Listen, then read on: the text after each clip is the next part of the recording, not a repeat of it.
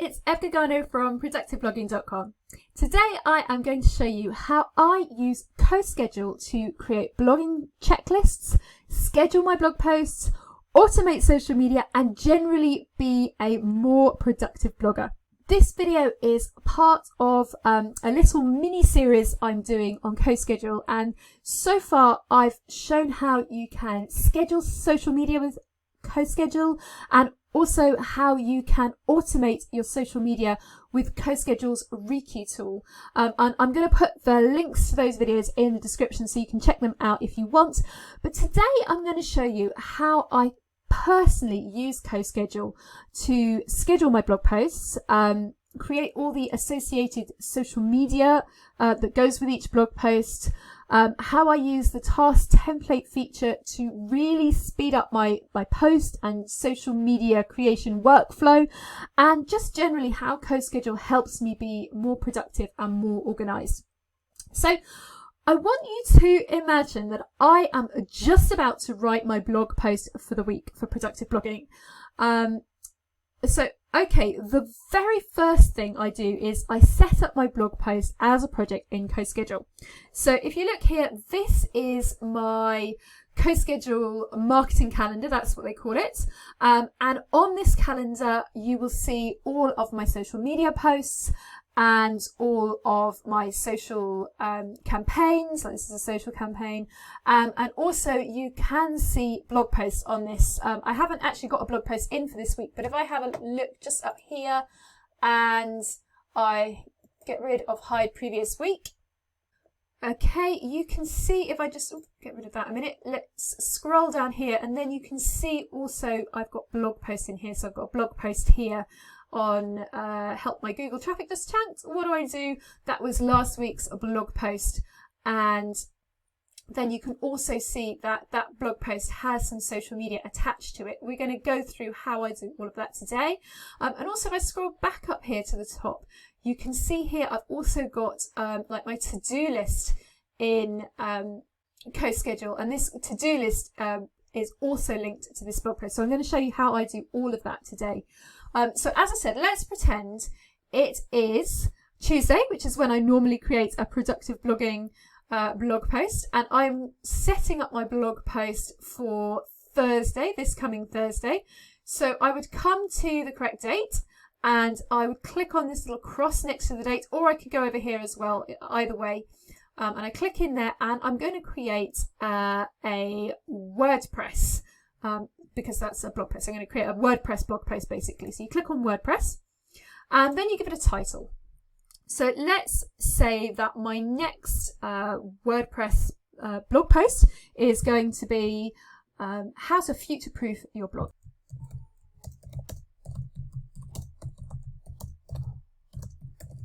Okay, so that's what you put in here will actually become the title of your blog post. Now, obviously, you can change it within the blog post editor if you want to, but you might as well just call it the name of the blog post. And then you can come up here and you can select a label. You can you set this up in your settings, and so I have labels for different kinds of activities, and that means that in that marketing calendar that I showed you at the beginning of this video, you can quickly see at a glance and find your blog post because you've color coded it. So I always color code my productive blogging posts in this dark blue color here.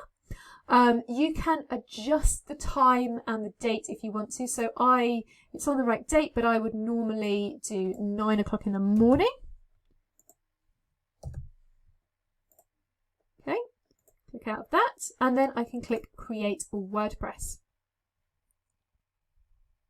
And because I have 2 blogs, it's actually now asking me which blog did you mean? Which blog would you like to set this up? Obviously, I want to set this one up in productive blogging.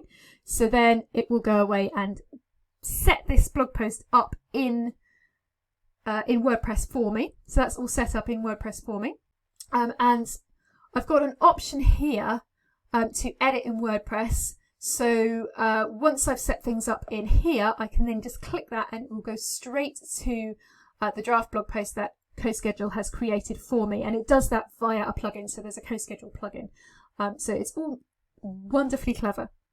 I'll show you that in a minute, but first of all, I want to come over here to one of my favourite features of CoSchedule, which is task templates. So what you can do in CoSchedule is you can actually set up what they call task templates. I prefer to call them process checklists, that's what I call them, or you can just call them blogging checklists if you prefer. And this is basically a checklist of all things I need to do to go from 0, where I am now, to fully completed blog posts with all the social media done, my email newsletter done, everything else I need to do, my pin, everything like that, all done. So I'm going to click on task template, and I have a bunch of these already set up.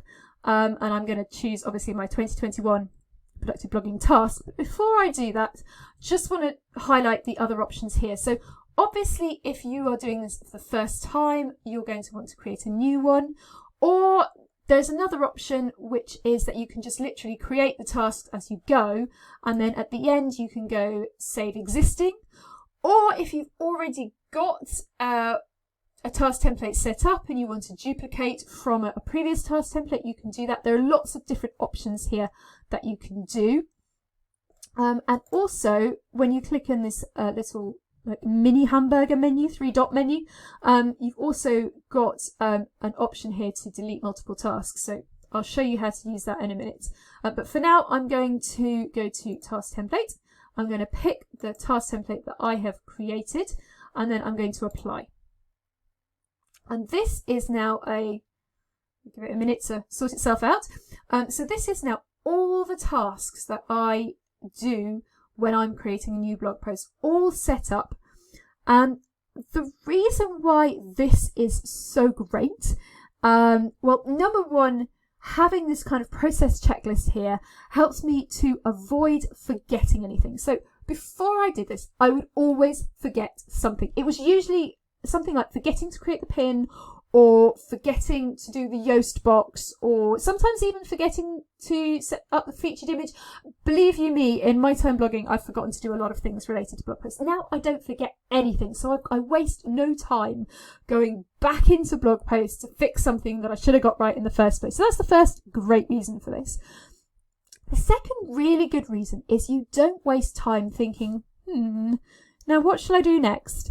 Doesn't matter how great and efficient a person you are, if we don't have a nice little checklist like this, we all kind of have that small amount of thinking time in between tasks. If you have your lovely checklist here already, you don't have that thinking time. You just literally look at the first thing and think, right, okay, first thing, I need to do that.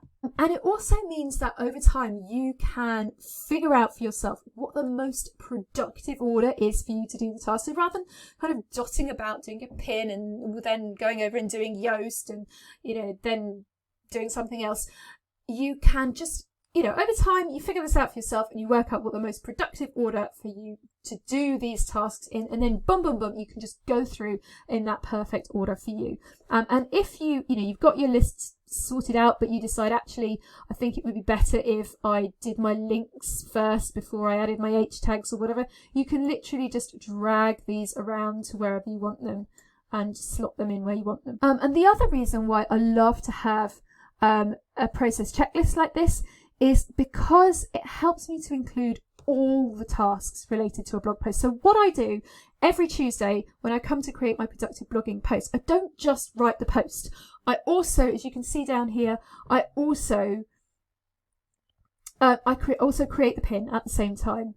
And then I also create all of the social media, which I do over here, and I'll show you how to do that in a minute. I create all the social media for my blog posts all in one. So it's like, it's all part of one continuous process. It's not like I create my blog post on Tuesday, but then I do all my social media on Thursday when the post is published or anything like that. I don't need to do that.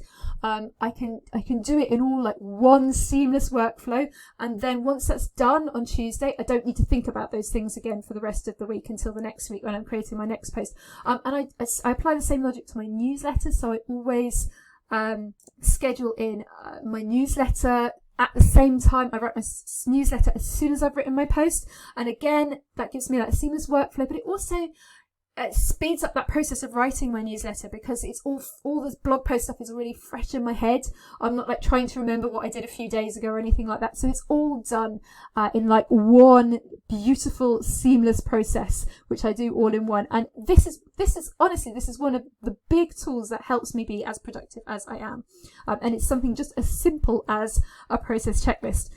If you want any more information about process checklists, I have got a whole blog post all about process checklists. So I will pop that link in the description below, so you can check out a little bit more about why I think process checklists are so great and how you can go about creating them, because you don't just necessarily need to do them for blog posts. You can also do them for example, creating YouTube videos, writing your newsletter, taking and editing photos, whatever it is that you do that's like a repetitive job that you do week in, week out and would benefit from a checklist. You can apply the same logic to, and you can create them all in CoSchedule if you want to. Okay, so let's go back to my process of creating blog posts using CoSchedule. So once I have created this task list that I've got here, I then click here where it says edit in WordPress, and that will automatically pop open WordPress with the post already set up. So you can see you've already got your title in here. You've already got the WordPress post ready to go, and CoSchedule has done all of that for you. I must remember something before I carry on. I need to go back to my checklist, and I need to check that I have set up the blog post in CoSchedule. And I haven't actually written the text for this blog post, but let's pretend that I have written the text for this blog post. I would then click that I had also written the copy for the blog post. And then my next job would be to upload that copy into WordPress, which I would do. And then I click on schedule post, which just means that I'm going to click schedule here. And that just means that the post is in and scheduled and ready to go, because at the moment it's just a draft post. So I would carry on going down here, doing each task that I have set for myself.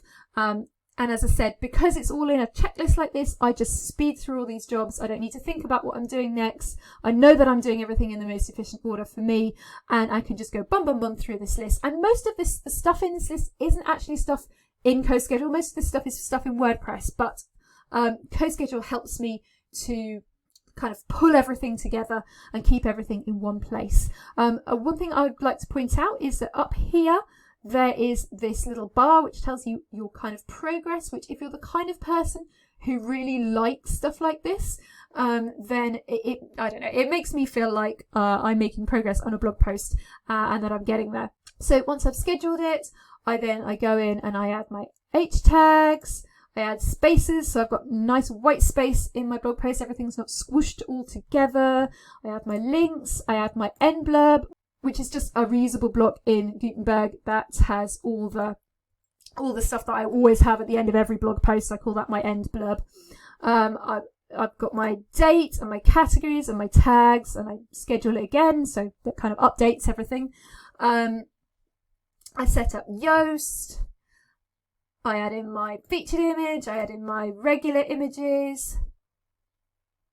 I add in an opt-in offer if there's one that's particularly suitable for the blog post. I make my pin, I upload my pin. I then go and do my full proofread. And then we get to the bit that we do in CoSchedule, and that is to create your tweets and your Facebook messages and your Instagram and your LinkedIn, and add all that to the blog post. And I can do that over here. Or I can do it at the end of my blog post in this CoSchedule section. It doesn't really matter.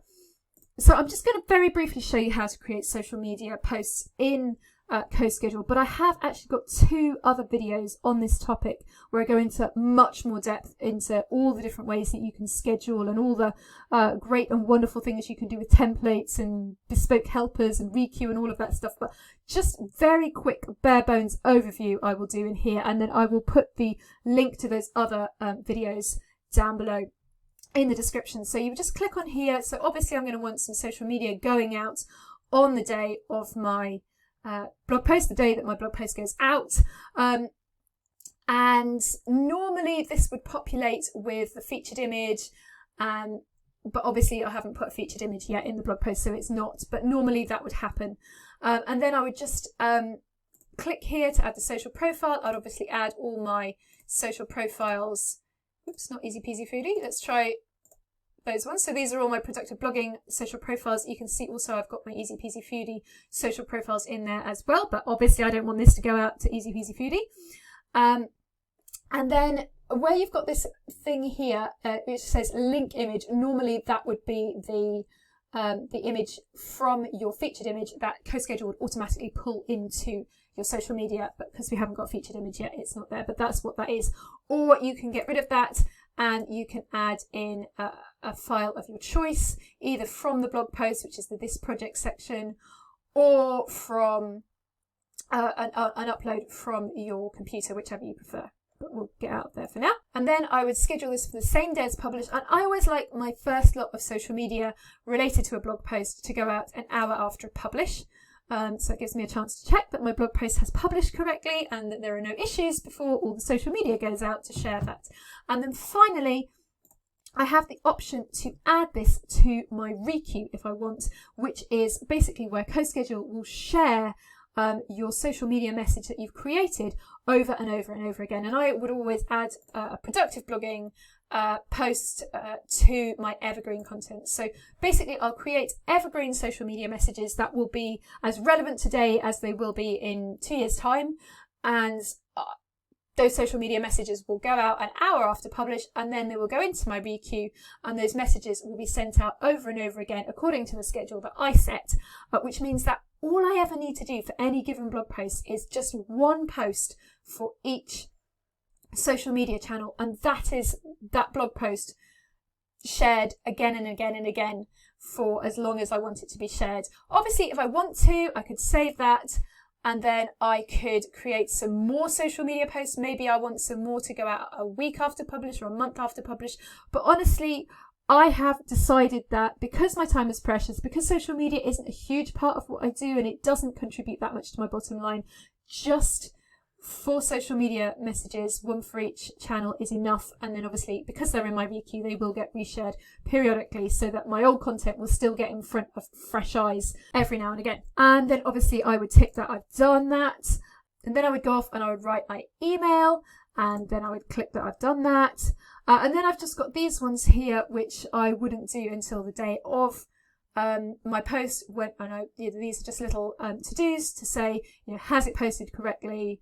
There's a couple of other places that I want to share it. I obviously want to pin the pin. I want to share it in my Facebook group. I want to add links to other posts to link back to my post, and then add my post to my post index as well. I've got an index on my site which I manually add my post to.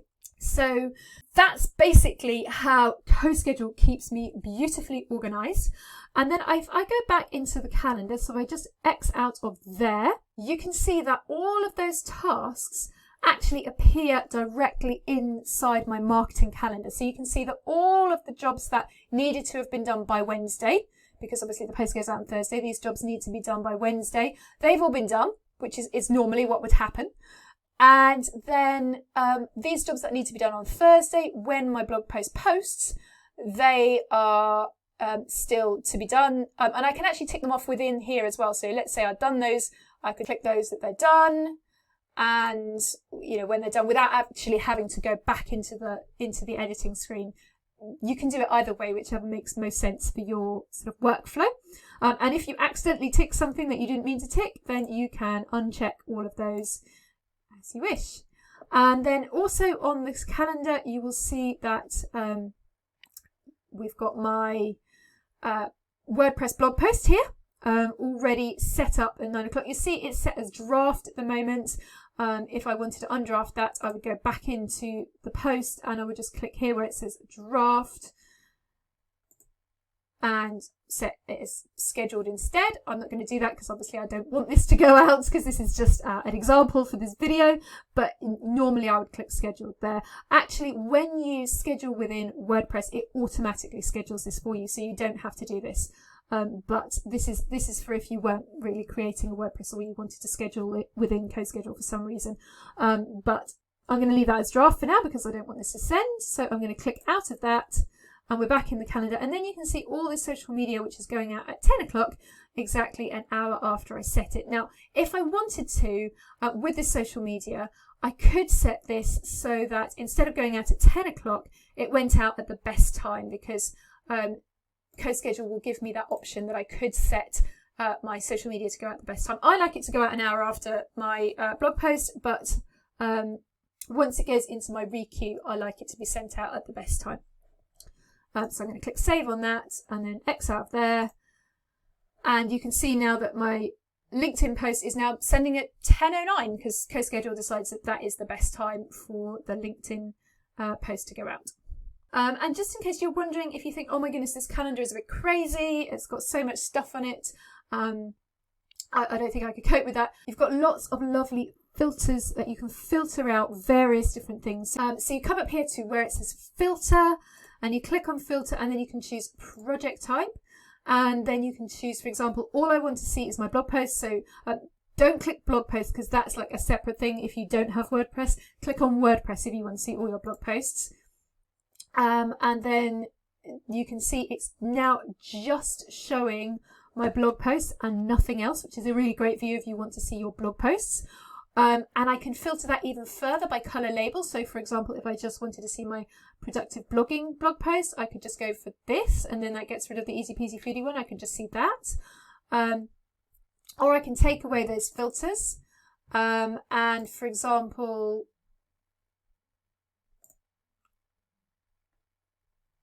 if I click into project type and just click task, then this will just show me my tasks and nothing else.